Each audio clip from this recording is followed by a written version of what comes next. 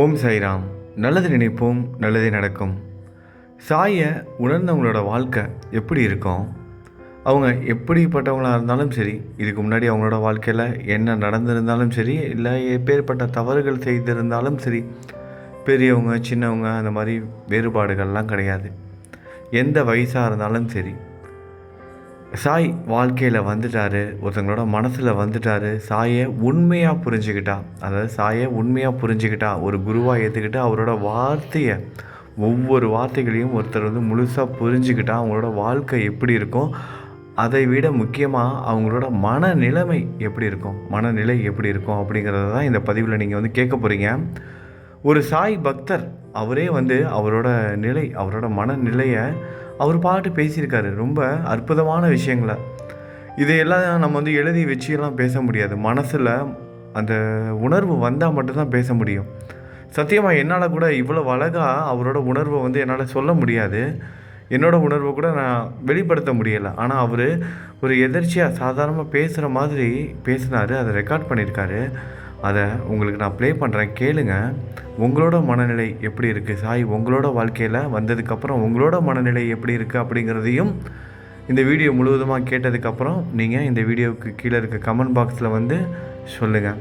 சாய் உங்களோட வாழ்க்கையில் எந்த அளவுக்கு தைரியம் கொடுத்துருக்காரு, எந்த அளவுக்கு நம்பிக்கையை கொடுத்துருக்காரு, எந்த அளவுக்கு மன நிம்மதியை கொடுத்துருக்காரு, இன்னும் வேறு என்னென்னலாம் உங்கள் வாழ்க்கையில் நடந்துக்கிட்டு இருக்கு, உங்களோட மனநிலை எப்படி இருக்குது அப்படிங்கிறத முக்கியமாக சொல்லுங்கள். இந்த பதிவு கேட்டு முடித்ததுக்கப்புறம் இப்போ சாய் சகோதரர் அவரோட மனநிலை எப்படி இருக்குங்கிறத தெரிஞ்சுக்கலாம். தம்பி நாகராஜுக்கு இந்த சென்னையில் இருக்கிற குன்றத்தூரில் இருக்கிற சொந்தத்துடைய வணக்கம். நேற்று நைட்டு பதிவு நீங்கள் அனுப்பிச்சிருந்தீங்க, எனக்காக காத்திருன்னு நினைக்கிறேன். அது இப்போ டியூட்டிக்கு விட்டு மதியம் 11:30 ஆயிடுச்சு. நான் அதை கேட்கும்போது பதில் உனக்கு கொடுக்கணும்னு ஆசைப்பட்டேன். உடம்பு டயர்டெல்லாம் தூங்கிட்டேன் தம்பி. இப்போ மனப்பூர்வமாக சொல்கிறேன், ரொம்ப மகிழ்ச்சியாக இருக்குது, ரொம்ப சந்தோஷமாக இருக்குது. எனக்கு போன வாரம்லாம் ஒரு இடுப்பில் மூச்சு பிடிப்பா வாழ்வான்னு தெரியாத ட்ரீட்மெண்ட் இஎஸ்சி மூலிமா எடுத்தேன். லோக்கல் இஎஸ்சி அவங்க பெரிய ஹாஸ்பிட்டல் எழுதி கொடுத்தாங்க. மூச்சு பிடிப்பு வாழ்வு சம்மந்தப்பட்டதுக்கெல்லாம் மாத்திரை கொடுத்தாச்சு, இன்ஜெக்ஷன் போட்டாச்சு. நீங்கள் கேகே நகர் பெரிய ஆஸ்பத்திரி மெட்ராஸில் போய் பாருங்கள். அதாவது கேகே நகரில் இருக்குது. அதுதான் தொழிலாளர் நல மருத்துவமனை இஎஸ்ஐ. அதில் போய் பார்த்தேன். எலும்பு தேய்மானம் இருக்குது, கொஞ்சம் பயப்படக்கூடிய அளவுக்கு எதுவும் இல்லை, மாத்திரை மருந்து சாப்பிடுங்க அப்படின்னு சொல்லிட்டு டாக்டர் ஒரு வாரம் மாத்திரை மருந்து எழுதி கொடுத்தாரு. எழுதி கொடுக்கல, அவங்களே அங்கே எழுதுனாங்க. அந்த மாத்திரைலாம் வாங்கிட்டேன். ஒரு இன்ஜெக்ஷன் போட்டாங்க. அதை சாப்பிட்டு பணத்தை சாப்பிட்டுட்டார் தம்பி. அதாவது இளம காலத்தில் தானென்ற அகம்பாவம், என்னால் எல்லாம் முடியும், நான் எல்லாத்தையும் சாதிச்சிடுவேன் அப்படின்னு ஒரு திமிரு, ஒரு அகம்பாவம் என் மனசுக்குள்ளே இருந்துனே இருந்தது. நாளைக்கு பார்ப்போம், இன்னைக்கு கதை இன்னைக்கு போவோம், நாளைக்கு நான் உயிரோடு இருப்பேன், நாளைக்கு எல்லாத்தையும் சாதிச்சிடுவேன், எல்லாத்தையும் உங்களுக்கு தேவையானதெல்லாம் செஞ்சிடுவேன் அப்படின்னு சொல்லிட்டு குடும்பத்துக்கு சொல்லி ஏமாற்றி என்னுடைய இளம காலம், என்னுடைய வலுவான காலத்தெல்லாம் அப்படி நான் இழந்துட்டேன். புத்தி வந்தது இந்த சாய் மோட்டிவேஷன் நிகழ்ச்சி மூலமாக, என் நண்பர் மூலமாக அறிமுகப்படுத்தப்பட்ட இந்த சாய் மோட்டிவேஷன் நான் கேட்டதிலிருந்து அடியோடு மாறி இருக்கிறேன். ஆனால் கண்ணு கெட்டதுக்கப்புறம் சூரிய நமஸ்காரமானு கேட்பாங்க. இளமையில் ஆட வேண்டியதெல்லாம் ஆடிட்டு முதுமையில் ஞானம் என்ன புரியுதுன்னு கேட்பாங்க. ஆனால் இப்போதாவது வந்துதான் கர்ம பலன் ஒன்று இருக்குல்ல, அது நம்ம சாய்பாபா சொல்லுவார், அவங்க கர்மாவை அவங்க தீர்த்து தான் தேரணும். ஏன்னா அவர் நல்லபடியாக இருந்து நல்லபடியாகவே செத்துருக்கலாம். ஒரு மகானுக்கே அப்பேற்பட்ட ஒரு நிலைமை, அதாவது முடியாத காலம், முதிர்ச்சி, அதன் காரணமாக அவருக்கும் மற்ற உதவி அந்த நேரத்தில் லாஸ்ட் காலத்தில் தேவைப்பட்டது. அவருடைய கர்மா பலனை கழிக்கிறாரு. அப்படின்ற ஒரு விதத்தில் அவருக்கே அப்படி ஒரு நிலமன்னா சாதாரண மனித பிறவி நமக்கு எப்படி நம்ம பலனும் நம்ம கழிச்சு தான் தேரணும். இப்போ நேற்று எனக்காக காத்திரு ப்ரோக்ராமில் நீங்கள் வெளியிட்டதுன்னா இது வேணும் அது வேணும் நம்ம ஏன் கேட்பானே, சாயி நீயே எனக்கு வேணும் அப்படின்னு சொன்னீங்க பார்த்தியா.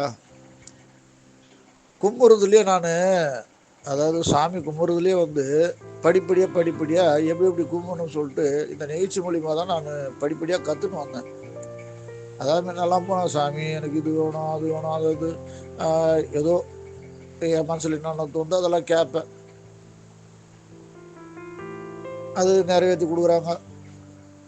இல்லைன்னா நம்ம உயிர் இப்போது நான் பேசுறதுக்கு கூட இப்போ இருக்காது இல்லையா. அவங்க தயவு இல்லைன்னா, அவங்க என் கூட இல்லைன்னா நான் பேசவே முடியாது இல்லையா. என் உடம்பும் இருக்காது, என் உயிரும் இருக்காது, இந்த பேச்சே இருக்காது. அவர் ஈசன் ஆகட்டும், நம்ம குரு சாய்பாபா ஆகட்டும், நம்ம கூட இருக்கிறதுனால தான் இந்த வார்த்தையும் வருது, மூச்சும் வருது. இதை உணர்றதுக்கே எனக்கு 60 வயசாயிருக்கு தம்பி. இது வந்து இளம காலத்தில் இருக்கிறவங்களுக்கு போய் சேரணும். அதாவது இளைஞர்களுக்கு போய் சேரணும் இந்த தகவல். இளமையில் நம்ம இப்படி இருந்துட்டு முதுமையில் வருதக்கூடாது. என்னுடைய வாழ்க்கையை ஒரு முன்னுதாரணம் எடுத்துக்கலாம்.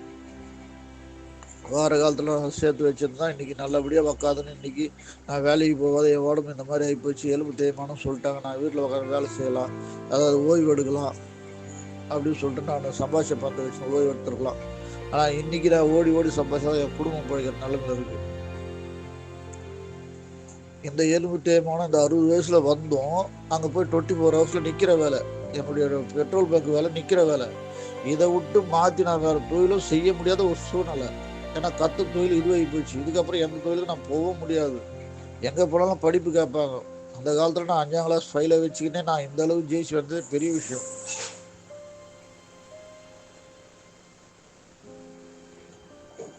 ஆனால் சாயி நீயே எனக்கு வேணும், எல்லாத்துக்கும் அண்ட சராசரத்தை கட்டி காக்கும் ஈசன். எந்த வழியில் போனாலும் லாஸ்ட்டாக நம்ம சென்றடைகிற இடம் ஈசன். அதையும் சுட்டி காட்டியிருக்கிறீங்க நேற்று தகவலில். ரொம்ப மகிழ்ச்சியாக இருக்குது தம்பி, ரொம்ப சந்தோஷமாக இருக்குது. அதாவது நதிகள் வெவ்வேறானாலும் கடல் ஒன்று தான். பக்தி மார்க்கம் வேறு வழியில் வந்தாலும் சென்று அடையும் இடம் ஒன்று தான் என்பதை இந்த நிகழ்ச்சி மூலமாக நீங்கள் நல்லா புரிய வச்சுருக்கிறீங்க. இனிமேல் வேண்டதோட இப்போ இனிமேல் நான் இப்போ கொஞ்ச நாளாகவே வந்து எப்பா என்னை 60 வயசு வரைக்கும் என்னை வாழ வச்சுட்டு இந்த உடம்பையும் கொடுத்து இந்த உயிரையும் கொடுத்து எனக்கு பேச்சு மூச்சையும் கொடுத்து எனக்கு உணவையும் கொடுத்து இந்த 60 வயசு வரைக்கும் வாழ வச்சிட்டேன். ஆனால் இதுக்கப்புறம் ஒவ்வொரு நொடியும் உன்னுடைய பொழுது, அது நல்லபடியாக இருந்து நல்லபடியாக உன்னுடைய பாதத்தை சேர்த்துக்கிற அளவுக்கு எனக்கு வழி தேடி கொடுப்பா. யாருக்கும் எந்த கெடுதலும் பண்ணாத, நான் நல்லபடியாக இருந்து உன்னுடைய பாதத்தை நான் அடையணும் அப்படின்னு சொல்லிட்டு இப்போ வேண்டிக்கிறேன். ஆனால் நான் வேண்டிக்கிறது இந்த பிரிவில் இல்லைனாலும் அடுத்த பிரிவில் போய் சேர்ந்துடும். ஏன்னா நம்ம கர்ம பலனுங்கன்றது இந்த 60 வருஷ காலம் என்னை வாட்டி வாய்ச்சி தான் என்னன்னு தெரில. ஆனால் இப்பிரிவில் நான் விட்டாலும் அடுத்த பிரிவில் இறைவன் காலடியில் நான் போய் சேர்ந்துருவேன். அதுக்குண்டான முயற்சி தான். இதுவே பூர்வ ஜென்ம புண்ணியம்னு சொல்லுவாங்க. அதாவது முன்னாடி போன ஜென்மத்தில் ஏதோ நான் விட்டக்குறியோ தொட்டக்குறியோ தெரில, இந்த ஆன்மீகம் எனக்கு வந்து இந்த லாஸ்ட் காலத்தில் எனக்கு தொட்டது தம்பி. இது ஒரு நல்ல ஸ்டேட்மெண்ட்டாக வச்சுங்க தம்பி. விட்டக்குறியோ தொட்டக்குறியோ தெரில, இந்த ஆன்மீகம் லாஸ்ட் காலத்தில் என்ன தொட்டது. அதான் நம்ம முப்புரையில் செஞ்ச பாவங்கள்லாம் கழிக்கணும் இல்லையா, கர்மாக்கள் கழிக்கணும் இல்லையா, அதெல்லாம் கழிச்ச பிறகு தான் அந்த ஆன்மீகம் வந்து நம்மளை தொடும். அந்த வகையில் என்னை தொற்றுருக்கு. ஆனால் நான் அந்த அளவுக்கு பாவம் செஞ்சதுனால 60 வயசில் என்னை தொற்றுருக்குது. ஆனால் புண்ணியம் செஞ்சவங்களுக்கு இளம் வயசுலேயே தொட்டுடும், இளமை பருவத்திலே தொட்டுடும். அவங்க ஆன்மீகத்தில் நான்னாங்கன்னா ஹை லெவலில் மன நிம்மதியோடு சந்தோஷமாக சொத்து பத்து உறவு எல்லாமே நம்மளை கைவிட்டு போனவங்க, நம்ம நம்புகிற தெய்வம், நம்ம நம்புகிற குரு சாய்பாபாவும் சரி, அவரே சாயி, அவரே சிவன், எல்லாமே அவரே.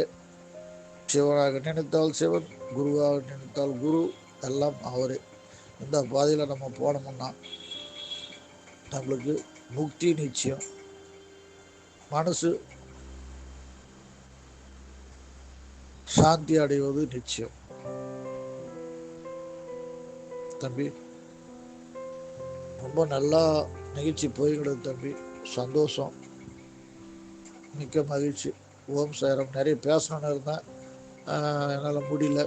இன்னும் அடுத்த டைம் பேசலாம் தம்பி. ஓம் சாய்ராம். ஓம் சாய்ராம். நல்லது நினைப்போம், நல்லதே நடக்கும். ஓம் சாய்ராம்.